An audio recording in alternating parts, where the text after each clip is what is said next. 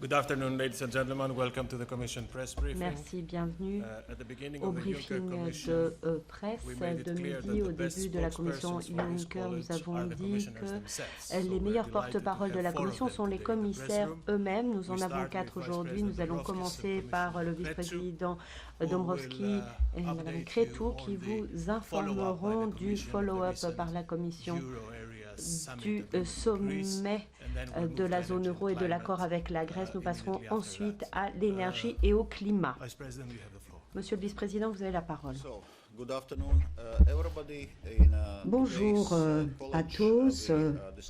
Aujourd'hui, au collège, nous avons discuté du suivi du sommet de la zone euro qui a eu lieu pendant le week-end. Et les dirigeants du sommet de la zone euro ont demandé qu'on travaille avec les autorités grecques pour pouvoir utiliser les 35 milliards des fonds européens pour soutenir la création d'emplois et la croissance dans le pays. Dans ce contexte, ce matin, nous avons présenté une communication sur un nouveau démarrage de création d'emplois et de croissance en Grèce. Vous le savez, l'économie grecque est en récession, les banques sont en train de faire faillite et il y a un blocage d'échanges. Alors, il y a évidemment des conséquences sociales énormes à tout cela. Ce dont a besoin la Grèce maintenant, c'est la stabilité et la confiance. Dès que la stabilité financière sera rétablie, le pays pourra se tourner vers la croissance des emplois et surtout un meilleur avenir pour les plus vulnérables. Mais pour que cela se produise, les autorités helléniques doivent absolument réformer leur État et mettre en place une administration efficace, libre de toute corruption, garantir des régimes de sécurité sociale durables, équitables, créer de meilleures conditions permettant d'attirer les investissements et permettre un meilleur fonctionnement des marchés des capitaux, du travail et de l'emploi. En d'autres termes, transformer l'économie et faire de l'État un État moderne et équitable. La mise en œuvre de ces réformes est essentielle pour rétablir la confiance et la confiance entre les 19 démocraties de la zone euro. Mais la Grèce a des besoins de financement. Il y a des paiements, des arriérés, des dettes à payer au FMI et à la BCE à liquider dans les prochains jours. C'est la raison pour laquelle les dirigeants ont demandé que l'Eurogroupe s'adresse à cette question de toute urgence. Les États membres ainsi que les institutions ont exploré les options disponibles. Elles ne sont pas nombreuses. Dans ces options, il y a le relèvement du plafond, utiliser le budget communautaire ou les prêts bilatéraux. Au vu des contraintes juridiques, politiques et de temps, il y avait 2 options faisables. Le programme du mécanisme de stabilisation du FESM. Mais il n'y a pas pour le moment de perspective de prêts bilatéraux et en l'absence d'une meilleure solution, la seule option disponible, c'est le programme MESF. C'est un programme permettant de donner une assistance sous forme de prêts à tous les 28 États membres à condition qu'elles appliquent le programme dans des conditions très strictes. C'est la raison pour laquelle la Commission, en répondant aux requêtes des autorités, a demandé au Conseil de donner une aide d'urgence à 3 mois du MESF et de faire un financement relais jusqu'à ce que le programme MES soit en place. Et ce serait remboursé par des décaissements MES. L'option n'est pas simple. Il y a des inquiétudes sérieuses de la part des membres qui ne sont pas membres de la zone euro. Il faut donc protéger ces États membres de toute conséquence financière négative si les prêts MEF ne seraient pas remboursés. Au moment où ce fonds a été créé, les dirigeants avaient décidé de ne pas utiliser ce MES. C'est la raison pour laquelle certains États membres ont des inquiétudes sérieuses auxquelles il faudra trouver une réponse. Cette proposition devra être discutée par les 28 États membres et c'est le Conseil des ministres qui prendra une décision. J'en reviens à la communication d'aujourd'hui. Dans cette communication, on énonce les assistances disponibles du budget communautaire à concurrence de 35 milliards d'ici 2020. Et Karina en dira davantage après. Pour répondre déjà à d'éventuelles questions, à quoi seront affectés ces fonds et quelle est la source de ces financements? 20 millions du fonds structurel et d'investissement et 15 millions des politiques agricoles. Ensuite, 280 millions est disponible pour les plus démunis et une garantie pour la jeunesse et d'autres formes de financement communautaire sont également disponibles. Si cela est pleinement optimalisé, ces financements peuvent permettre des investissements dans l'économie réelle, créer des emplois et relever le niveau de vie de la population hellénique. Ce sera une base saine pour un redressement économique. La Commission offre également des experts techniques qui ont des qualifications nécessaires permettant d'utiliser de manière rationnelle ces fonds et permettant de mettre en œuvre des réformes, notamment un système fiscal plus efficace et la lutte contre la fraude et la corruption. Dans le passé, cette assistance technique a permis à la Grèce d'absorber davantage et mieux les fonds communautaires. En 2011, la Grèce est classée 18 sur les 27 dans l'absorption des fonds communautaires et pour la fin de l'année dernière, il était remonté à la 6e place. Pour lever toutes les incertitudes autour de l'économie grecque et pour rétablir la stabilité financière, ce sont deux conditions pour rétablir la confiance de tous. Ces fonds permettront de relancer la reprise. Nous sommes ici pour aider la Grèce dans ce processus, réformer son économie, redonner l'espoir à sa population. Et j'invite maintenant Karina à présenter sa communication de manière plus détaillée. De mon côté, comme l'a dit également Valdis, je vais simplement évoquer les principaux aspects de cette assistance à la Grèce et les autres réformes ont été adoptées dans le cadre du sommet de la zone euro, ce qui est absolument indispensable si on veut que la Grèce sorte de la crise. C'est dans notre intérêt à tous de faire sortir la Grèce de cette crise, d'améliorer le sort, le quotidien de la population grecque. Nous voulons continuer à soutenir les efforts pour restaurer l'économie et lui permettre le retour à la croissance. En ce sens, les réformes décidées à l'Eurogroupe sont nécessaires, mais aujourd'hui, au Collège, nous sommes tous d'accord pour considérer que seules ces réformes ne permettront pas à la Grèce de retrouver le chemin de la croissance. Nous sommes convaincus que ces réformes doivent aller de pair avec des investissements ambitieux qui remettront sur la bonne trajectoire l'économie hellénique et remédier à la fois au chômage et à ses causes principales. Dans ce contexte, les fonds structurels et d'investissement européens peuvent jouer un rôle essentiel.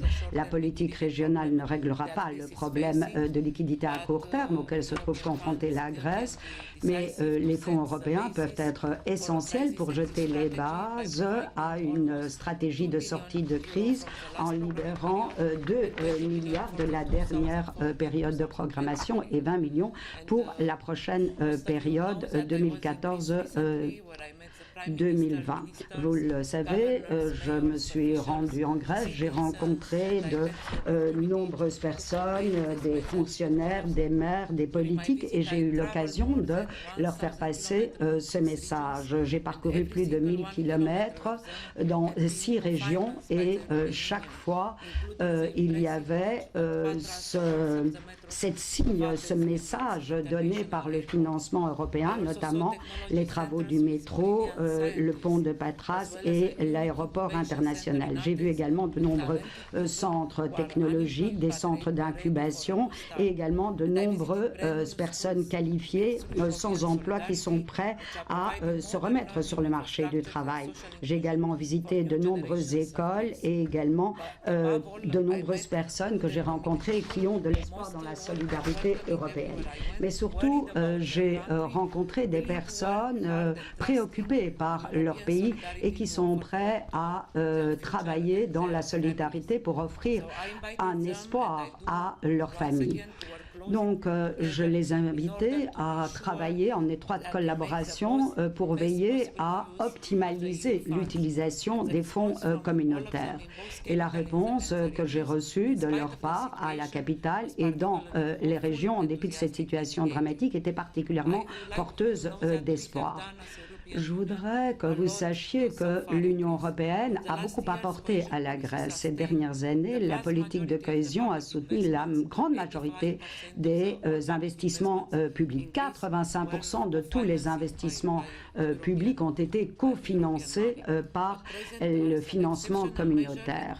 Pour le moment, en tant que mesure exceptionnelle et vu la situation unique de la Grèce, la Commission a adopté une communication où elle énonce un certain nombre de propositions pour libérer des investissements sur place et permettre de soutenir la croissance et la création d'emplois en Grèce. Pour la période 2007-2013,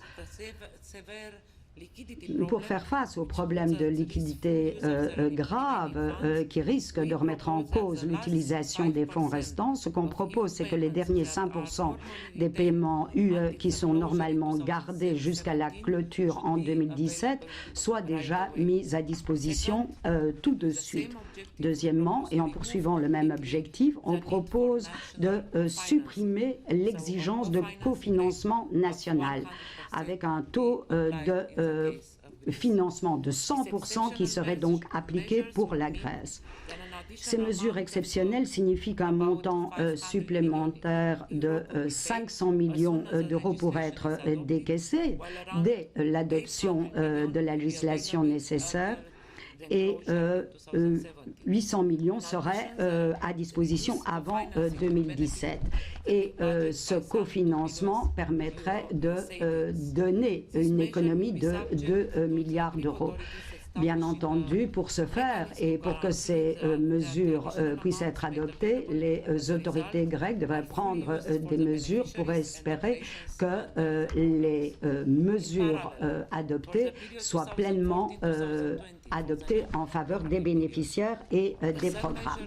En plus, pour la période 2014-2020, troisième mesure, on propose de relever le taux de préfinancement initial des programmes de politique de cohésion de 7%.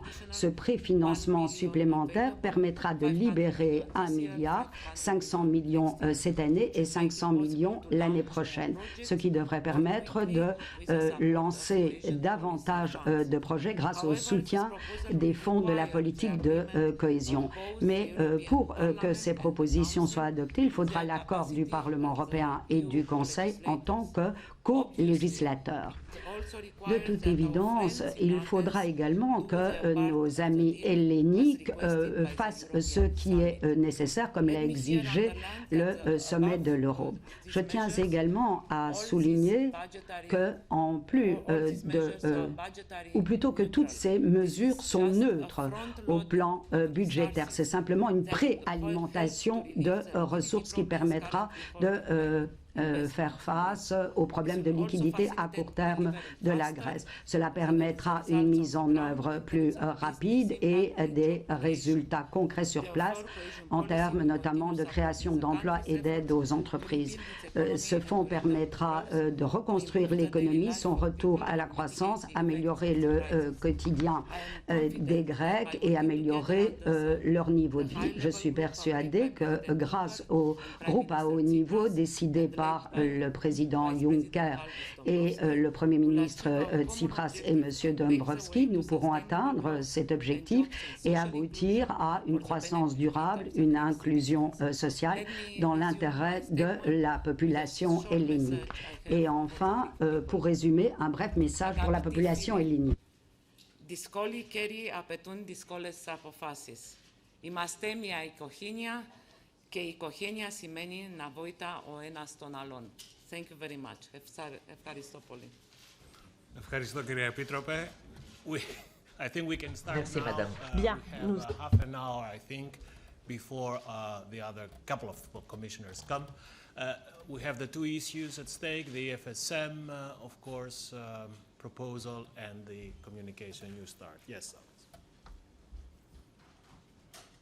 Thank you. Commissioner Dubovsky, on the question of using the EFSM to provide short-term financing for Greece, how much is the need to protect non-Euro states an obstacle to a deal? Is it a question of simply finding the right formula, or is there a possibility that this issue will prevent that instrument from being used? Thank you.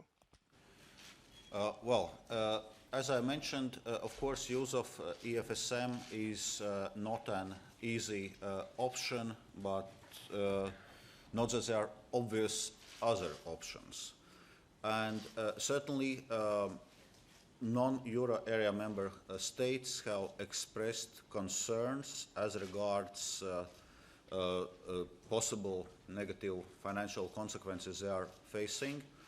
That's why we are now working how to address those concerns, how to collateralize this loan, or how to provide a guarantee for this loan so that non-Euro area member states can be assured that this decision is not going to have any negative financial consequences for them.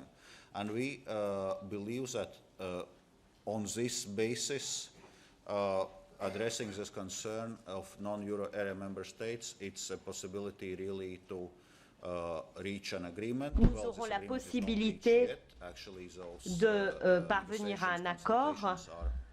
Les consultations sont en cours, mais c'est quelque chose qui nous permettra d'avancer.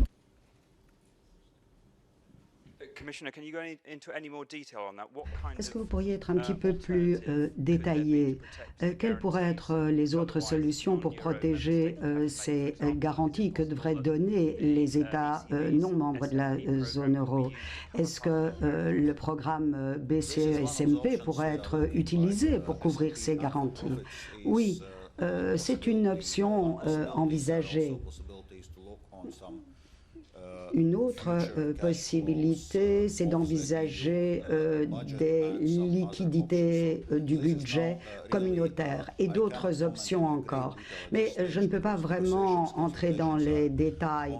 Les négociations, les consultations se poursuivent, on creuse de nombreuses options, mais l'essentiel, c'est que ces inquiétudes des États non membres de la zone euro sont bien entendues et on va essayer d'y répondre. Thank you, Mr. Vice President. Same topic. Toujours le même sujet. L'accord intervenu lundi identifiait deux paiements, 7 milliards lundi et 5 millions au mois d'août. Est-ce que le MESF couvrirait ces deux paiements? Parce qu'il y a 48 milliards qui ont été utilisés pour les Portugais et les Irlandais, et au total, on a 60 milliards. Alors d'où viendraient ces 5 milliards au mois d'août? Pour le moment, nous envisageons l'option selon laquelle cela pourrait couvrir ces besoins de financement nécessaires. Mais il y a d'autres options, notamment le SMP, qui pourrait couvrir les garanties ou bien utiliser un ensemble d'options. Mais en tout cas, ce qui est important, c'est que le prêt relais soit disponible pour la totalité du montant au moment où sera en place le programme MES. Et à ce moment-là, la Grèce pourra financer ces paiements et surtout payer ces arriérés au FMI, parce que c'est la condition pour que le FMI se lance et accepte le troisième programme. Oui, je vous en prie, on va respecter la parité.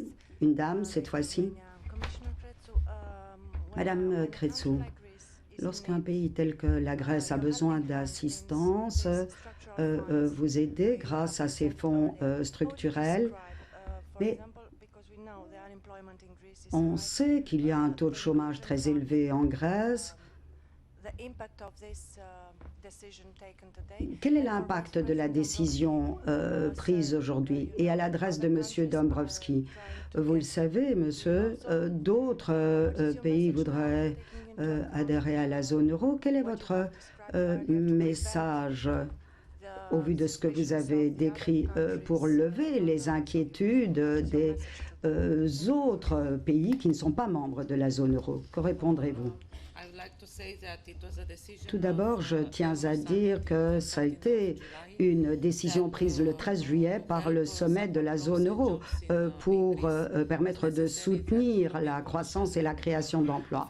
Pour ce faire, il est nécessaire que les institutions mobilisent les 35 millions disponibles dans différents fonds pour financer les investissements et différentes activités économiques, notamment au profit des PME. Comme je l'ai dit dans mon exposé, lorsque vous allez sur place, vous voyez les résultats concrets obtenus grâce aux fonds communautaires, surtout dans les régions.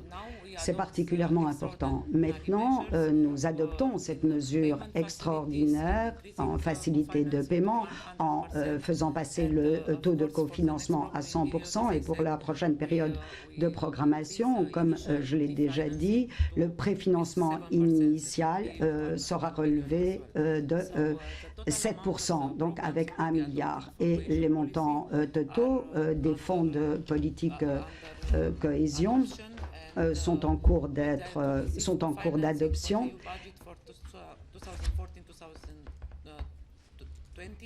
Mais pour la période 2014-2020, et cela englobe également les paiements directs aux agriculteurs, comme l'a dit Valdis.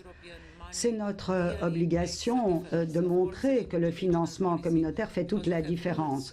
Bien entendu, pour la politique régionale, nous avons des règles, nous devons être saisis de demandes, mais en même temps, nous ne pouvons pas régler le problème des liquidités à court terme, salaires et retraites, mais pour l'économie grecque, je pense que c'est un pas en avant très important pour leur permettre de boucler des projets qui ne pourraient pas l'être en 2015 si on ne libère pas ces fonds, et leur permettre de commencer également la mise en œuvre des programmes pour la nouvelle période de programmation 2014-2020 qui va se traduire par des milliers de nouveaux emplois dans l'économie grecque. Monsieur Dombrovskis, tout d'abord, je voudrais en revenir à l'autre question de Peter à propos du prêt MESF. Je viens de revoir les documents 7 milliards d'une durée de 3 mois du MESF. Pour le reste du financement relais, cela dépend du moment où on pourra prendre réellement la décision du programme MES, voir s'il sera encore nécessaire d'avoir un prêt relais ou bien si ça pourra déjà être financé grâce au programme MES. Voilà, pour être tout à fait précis sur les chiffres. Je voudrais en revenir maintenant à la question des messages aux autres pays qui envisagent d'adhérer à la zone euro. Il est clair que cette crise en Grèce nous montre qu'il est nécessaire d'achever l'architecture institutionnelle de l'Union économique et monétaire. Cela montre une fois encore qu'il est nécessaire que les pays qui partagent une même devise respectent les mêmes règles. Et d'ailleurs, parallèlement, nous sommes en train de discuter de la mise en œuvre du rapport des 5 présidents. Et nous avons décidé d'accélérer le suivi de ce rapport des 5 présidents pour faire face à ces inquiétudes que nous avons, pour renforcer la gouvernance économique et budgétaire de cette union économique et monétaire et essayer d'achever également l'union bancaire au plus tôt. Donc, de toute évidence, cette situation a révélé certaines des faiblesses de l'union économique et monétaire et la nécessité d'y apporter des solutions. Mais parallèlement, il faut bien dire qu'au vu des réactions assez modérées des marchés à cette situation, c'est en contradiction par rapport aux réactions des marchés en 2010 et 2011, ce qui signifie que les mesures que nous avons prises pour renforcer la gouvernance macroéconomique et budgétaire, en créant les pare-feux là où cela était nécessaire, en utilisant les outils qui sont à la disposition de la BCE, tout cela a permis de renforcer de manière considérable la zone euro. Et maintenant, la zone euro est bien plus forte pour faire face à ce genre de crise qu'elle ne l'était il y a quelques années. Question pour M. Dombrovskis. For Mr. Dombrovskis. Question for Mr. Dombrovskis. Oui, M. Dombrovskis, vous avez dit que le FMI ne pourrait pas recommencer ses paiements tant qu'il n'aurait pas... can't... Well, the IMF, sorry. The IMF... The speaker has stopped. Vous avez dit que le FMI ne recommencerait pas à financer la Grèce won't tant qu'il begin n'aurait to pas finance été payé Greece de ses again arriérés. until arrears have been paid. Au lendemain de l'accord, After the une agreement, analyse the où il dit que IMF l'accord est published déjà an insuffisant analysis. et qu'il faut It effacer la deemed dette. J'aurais the aimé avoir votre point de vue sur agreement cette déclaration insufficient and the debt post-accord du FMI. ought to go into Et une autre remission. question Could you sur, comment on the IMF report? l'architecture Another de la zone question on the monétaire. architecture of the François Hollande a lancé monetary l'idée d'un area. parlement de la zone François euro. On en parle depuis Hollande longtemps, mais talked about ce a n'est pas parliament vraiment for the dans vos propositions. Eurozone. Comment vous voyez ça? It's not in your proposals. What's your view on that? Eurozone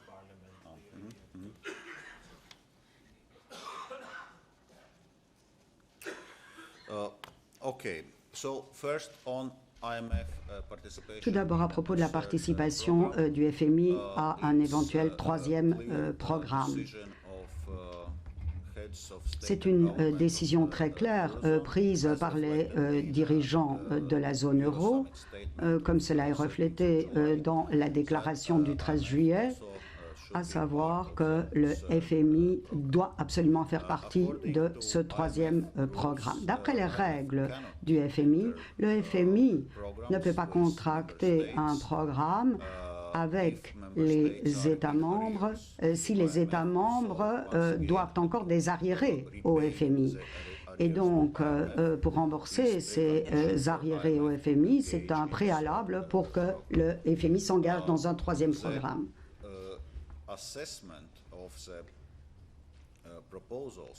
L'évaluation des propositions et des actions préalables à un troisième programme, cette évaluation, elle a été faite ensemble par les trois institutions, par la Commission européenne, par la BCE et par le FMI. C'est donc un travail collectif des trois institutions qui montre qu'il y a une participation continue du FMI à ce processus. Au cours des dernières négociations du week-end, Christine Lagarde était présente et a participé activement aux discussions pour bien préciser la position du FMI. Mais on sait que le FMI est soucieux de la pérennité, de la durabilité de la dette. Mais il convient de souligner que les prêts de la zone euro ne posent pas un problème immédiat pour la durabilité et pour la pérennité de la dette. Effectivement, en ce qui concerne la facilité de prêt et les prêts MESF accordés à la Grèce, ils ont des maturités très longues, des périodes de grâce très longues pour les intérêts jusqu'à 2020 et une période de grâce pour le remboursement du principal jusqu'à 2023. Donc pour le moment, la Grèce ne paie ni d'intérêt ni le remboursement du principal sur les prêts et sur les prêts du MESF. Donc ce n'est pas exigé du budget grec pour le moment. Et le coût de financement de la dette grecque est inférieur en termes de pourcentage du PIB, inférieur à celui de pays tels que l'Italie et le Portugal, et qui normalement ont un ratio nominal inférieur dette-PIB. Donc il ne faut pas simplement voir ce ratio, mais voir également la conditionnalité pour voir également ce qu'il en est du service de la dette. Bruno.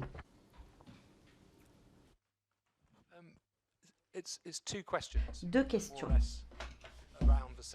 qui tournent autour du même point, qui est un point important, car la Commission est la gardienne des traités, une sorte d'arbitre dans ces questions afin que tout fonctionne. Bon, il y a une décision claire du Conseil. Donc, l'article 122, qui est la base juridique du MESF, ne peut plus être utilisé pour une aide zone euro. Si vous lisez le règlement, les choses sont très claires. L'article 122, c'est la base juridique.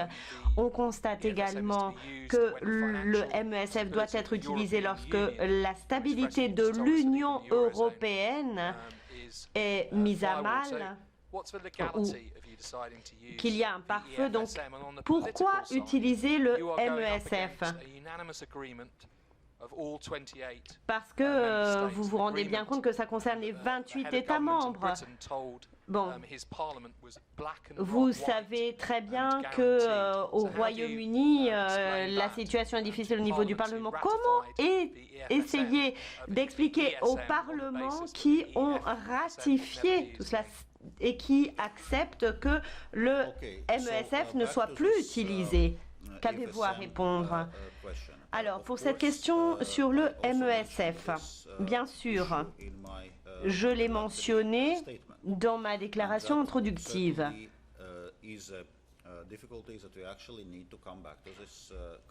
C'est la difficulté majeure. Il faut revenir aux conclusions du Conseil.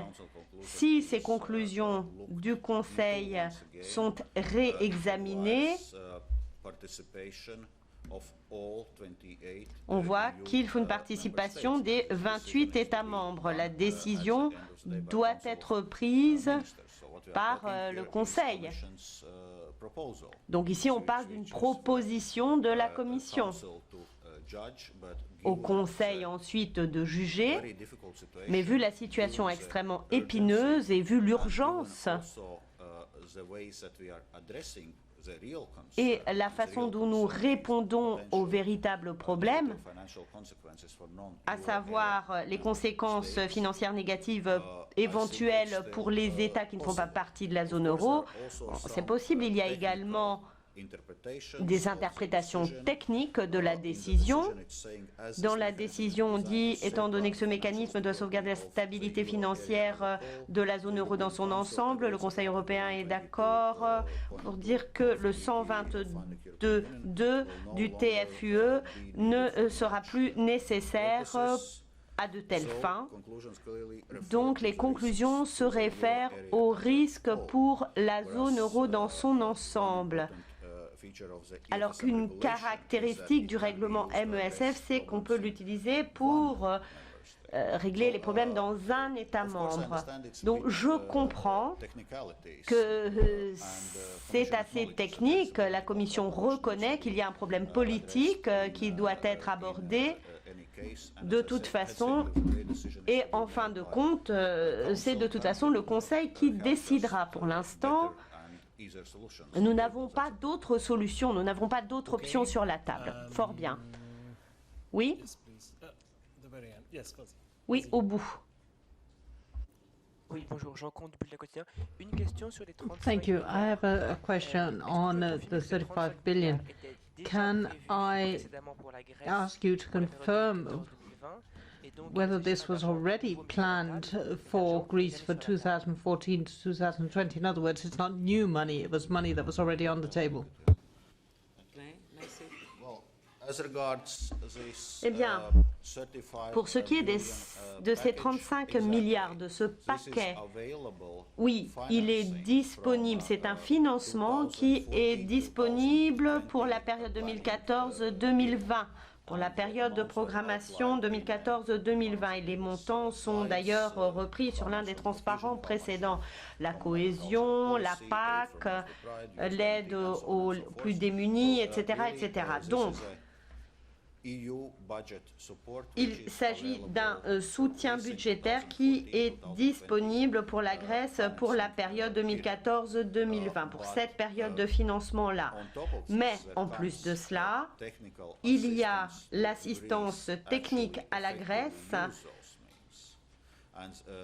qui est utilisé. Et là, vous voyez que nous avons un groupe de travail mis en place il y a quelques mois pour coopérer avec les autorités grecques pour être sûr que cet argent pourra être dépensé rapidement et de façon efficace pour renforcer une économie faible et pour répondre aux problèmes sociaux. Comme Corina l'a mentionné dans sa déclaration introductive, ceci est assorti de propositions pour faire face aux problèmes de liquidité. Comment fournir des liquidités additionnelles pour la période 2014-2020 et comment faciliter l'utilisation des fonds restants pour la période 2007-2013. Donc nous avons là une proposition, vu les circonstances exceptionnelles, pour faire face aux problèmes de liquidité du gouvernement grec. Donc si vous voulez, ça fait partie de cet aperçu global.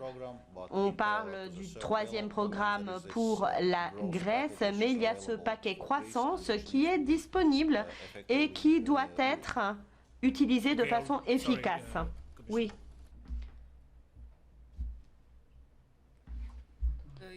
Oui, en fait, vous avez raison. Cet argent, ces 35 milliards, ne sont pas des investissements exceptionnels. C'est des montants qui ont été prévus pour la période 2014-2020 dans l'accord de partenariat entre la Commission et la Grèce. Mais ce que nous proposons maintenant, c'est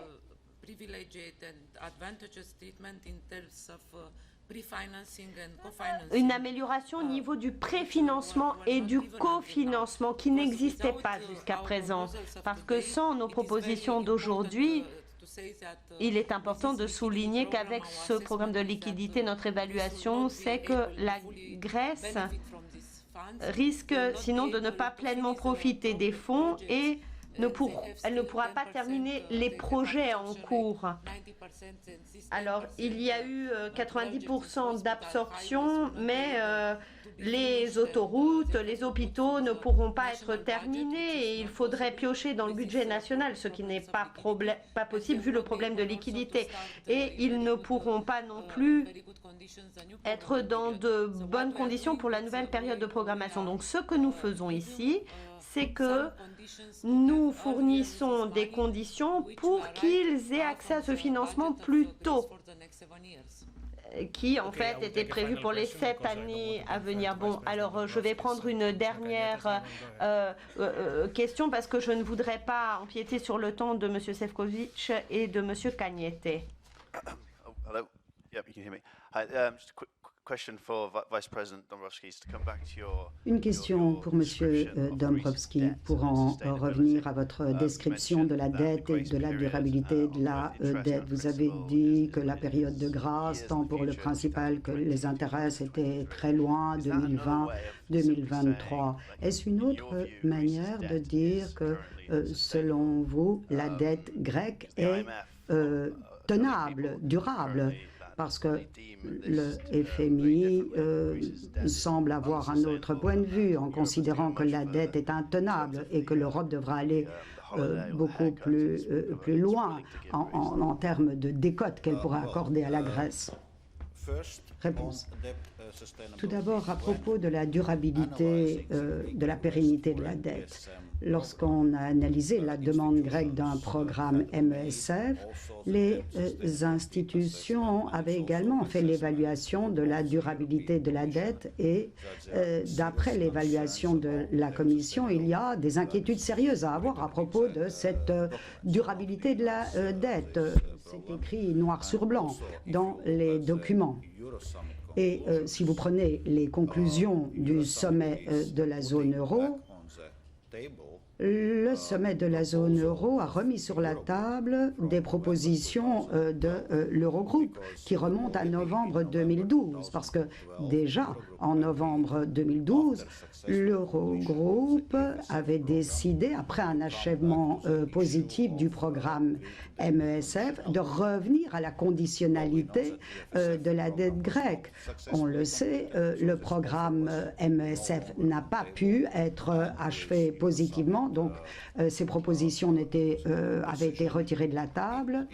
Et maintenant, avec la décision prise ce week-end par le sommet de la zone euro, ces propositions sont de nouveau remises sur la table. Elles sont les mêmes qu'en novembre 2012, avec la possibilité d'examiner la conditionnalité de la dette grecque. Et de toute évidence, cette question va faire partie des discussions et des négociations lorsqu'on évoquera le protocole d'accord, c'est-à-dire lorsqu'on va réellement préparer le troisième programme pour la Grèce. Mais pour le moment, la Commission n'est toujours pas mandatée pour négocier formellement ce programme, puisque le sommet de la zone euro, sur base des travaux de l'Eurogroupe, a établi un certain nombre de conditions avant qu'il ne puisse formuler un mandat de négociation pour la Commission. Et aujourd'hui, c'est une journée tout à fait cruciale, puisque c'est aujourd'hui que le Parlement grec doit voter les lois sur ces fameuses actions préalables. Et il est vraiment crucial que ces lois puissent être votées et que ces actions préalables puissent être mises en œuvre, ce qui permettra aux membres de la zone euro de passer aux étapes suivantes.